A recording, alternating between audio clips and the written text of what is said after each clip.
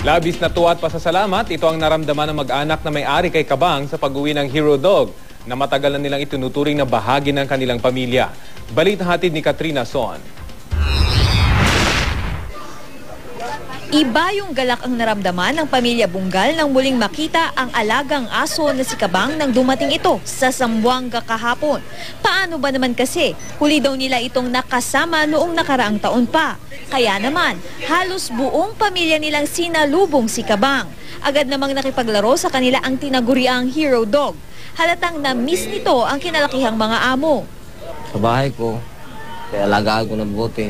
Kilala pa lang sa aso ko. Akala ko, hindi ako kilala niya.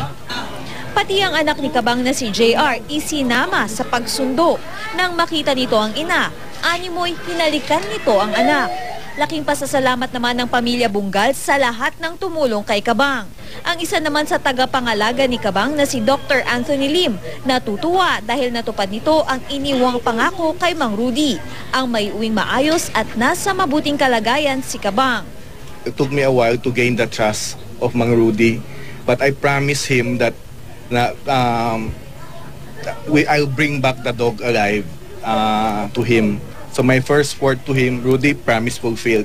Dagdag pa niya na patuloy pa rin nilang imo-monitor si Kabang dahil hindi lamang ito tinaguri ang bayani sa ating bansa, kundi sa buong mundo. Katrina Son, GMA News.